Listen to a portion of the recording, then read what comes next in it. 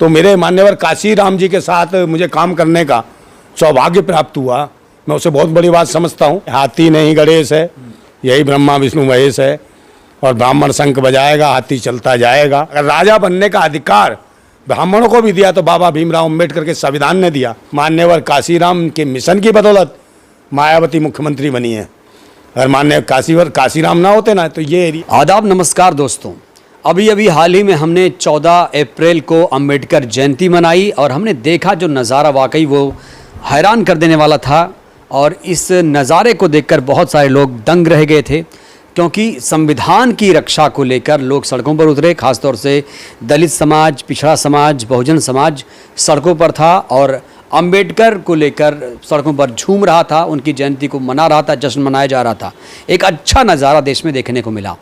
हमारे साथ हैं नरेंद्र भाई नंदा, जो सामाजिक कार्यकर्ता हैं, इनकी अपनी पार्टी भी है और ये चाहते हैं कि राजनीति में भागीदारी हो। नंदा भाई से आइए आपकी बातचीत कराते हैं। नंदा भाई, हमने अंबेडकर जयंती मनाई और आपने भी अंबेडकरवादी खुद को माना है, उन्हीं के रास्ते पर, फूले पेरियार अंबेडकर के रास्ते पर आप चल रहे हैं। क्या संदेश देंगे उन दलितों को, पिछड़ों को, बहुजनों को? उनको कौन नेता मिले, कैसे मिले, उन कैसे आगे बढ़ेंगे? क्योंकि वो आज भी पिछड़े हुए हैं, मूछ रखने पे मार दिया जाता है, घोड़ी चढ़ने पे मार दिया जाता है। कैसे बदलाव आएगा? संविधान तो है लेकिन फिर भी इनका हक नहीं मिल रहा है। देखिए, बाबा भीमराव अम्बेडकर ने कितनी कठिनाइयों को, कितनी परेशानियों को झेलने के बावजूद अपने निजी स्वार्थों को तिलांजलि दे दी उन्होंने। और निजी स्वार्थ जो भी थे, जीवन में ऐसा भी हुआ कि उनके बच्चों तक को शहीद होना पड़ा एक तरीके से, और उन्होंने बच्चों की ओर भी ध्यान नहीं दिया। वो चाहते थे कि चलो मेरे बच्चे नहीं तो पूरे देश के बच्चों को एक अधिकार मिलेगा मेरे संघर्ष करने से। और ये बाबा भीमराव अम्बेडकर की देन है। चलिए, जो देश के जो नागरिक हैं उन सब के लिए तो क्या ही, बस सबसे बड़ी एक चीज़ और की कि जैसा कि आपने देखा कि महिलाओं के जो अधिकार की बात है, आपने देखा होगा कि भाई आपने कभी देखा है किसी मंदिर की पुजारी, कोई पंडित, कोई महिला रही हो?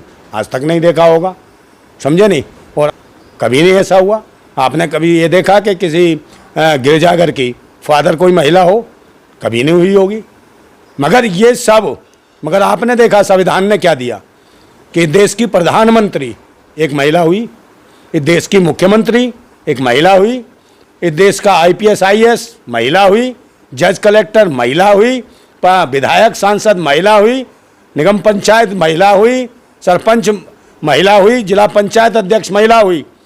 मगर ये संविधान किसने अधिकार दिए? क्योंकि ये अधिकार हमें गीता, कुरान, बाइबल इन सब ने नहीं दिए, मगर ये महिलाओं को अधिकार किसने दिए? महिलाओं को अगर अधिकार दिया तो बाबा भीमराव अम्बेडकर के संविधान ने दिया, जो आज वो देश के IPS, कलेक्टर, जज और देश की मुख्यमंत्री और प्रधानमंत्री बनने का गौरव प्राप्त कराया। ये किसने कराया? बाबा भीमराव अम्बेडकर के संविधान ने। तो क्या दलितों की स्थिति बदली है अब संविधान लागू होने के बाद? देखिए, बाबा भीमराव अम्बेडकर ने जो दिया, बहुत कुछ दिया, मगर मुझे लगता है दलित, पिछड़ा या आदिवासी, जनजाति, अल्पसंख्यक, मगर बाबा साहब ने इनके लिए ही नहीं दिया, देश की हर कौम के लिए, देश के हर नागरिक के लिए दिया। आप लोग कहते हो सरवणों के लिए कुछ नहीं दिया, मैं जीता जागता सबूत देता हूँ। बताइए, देश के प्रधानमंत्री पहले कौन थे? पंडित जवाहरलाल नेहरू। ब्राह्मण थे तो उनको किसने अधिकार दिया? ब्राह्मण थे, हाँ। पंडित जवाहरलाल नेहरू को अधिकार किसने दिया देश का प्रधानमंत्री बनने का? भारत के संविधान ने, समझे नहीं तो वो ब्राह्मण थे, क्या करते? अगर अपने कर्मकांडों पर चलते तो क्या करते? किसी मंदिर का घंटा बजा रहे होते, धूप अगरबत्ती लगा रहे थे, हवन कुंड कर रहे होते। इन्हें अधिकार मिलता प्रधानमंत्री बनने का, राजा बनने का इस देश का। अगर राजा बनने का अधिकार ब्राह्मणों को भी दिया तो बाबा भीमराव अम्बेडकर के संविधान ने दिया। जो लोग बाबा भीमराव अम्बेडकर का विरोध करते हैं, आज आरक्षण के विरोध की बात कर रहा है विरोध, मैं यही तो बता रहा हूँ। जो कहते हैं कि सरमन ये आरक्षण खा रहे हैं, ये आरक्षण खा रहे हैं दलित और पिछड़ों को तो कोई आरक्षण ही नहीं है। पिछड़े तो महाजनरल वाले हो गए, और जनरल वालों को भी अगर आरक्षण मिला है, किसने दिया? आरक्षण में नहीं बात करेंगे। आपने राजनीतिक प्रतिनिधित्व की बात की, आपने कहा कि जज, कलेक्टर, महिला, विधायक, सांसद सब बन चुकी हैं। इवन कि उत्तर प्रदेश में बहुत बड़ा परिवर्तन, एक दलित मुख्यमंत्री मिली 4 बार, मायावती की बात कर रहा हूँ। उन्होंने कितना बदलाव किया सामाजिक रूप से? ये महिला मुख्यमंत्री बन गई, ये बनी किससे बनी? बाबा भीमराव अम्बेडकर की विचारधारा से।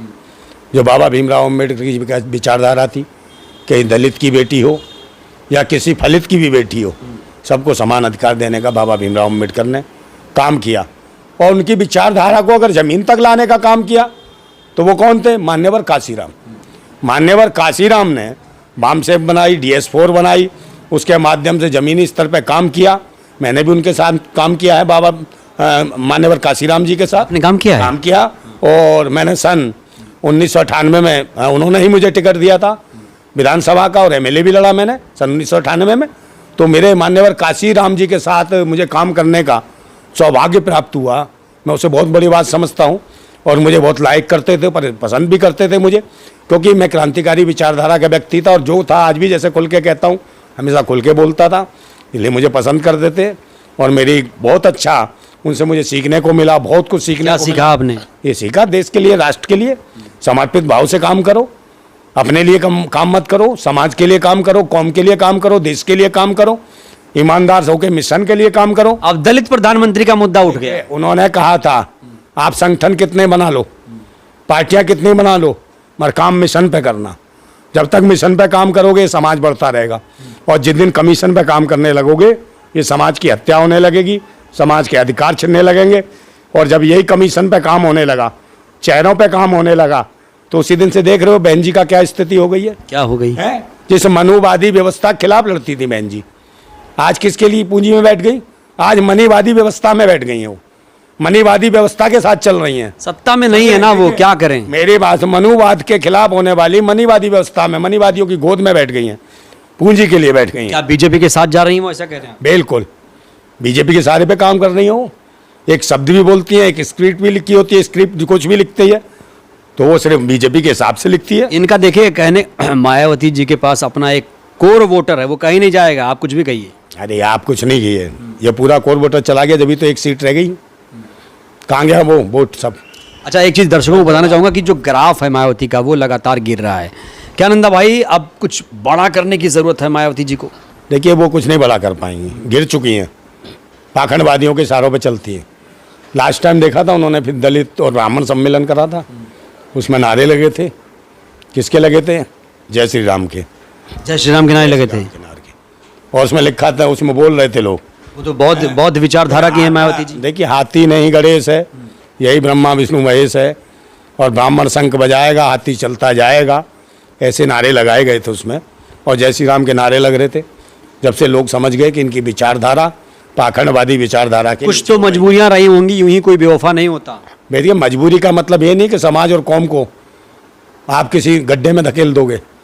समाज और के लिए मान्यवर काशीराम ने क्या क्या नहीं किया। अगर मान्यवर काशीराम इस तरीके की एकदम मिशन की विचारधारा पे नहीं होता है तो मायावती जैसी महिला कभी देश की, प्रदेश की, ऐसे प्रदेश की, उत्तर प्रदेश जैसे विशाल प्रदेश की मुख्यमंत्री ना बनती। और यही बता देता हूँ, मान्यवर काशीराम के मिशन की बदौलत मायावती मुख्यमंत्री बनी है। अगर मान्य काशीराम ना होते ना तो ये एरिया की एक निगम पार्षद भी नहीं बन सकती थी अपनी औकात पे। एक नया नेता उभर कर आया है, दलितों के लिए, बहुजनों के लिए, पिछड़ों के लिए काम करना चाहता है।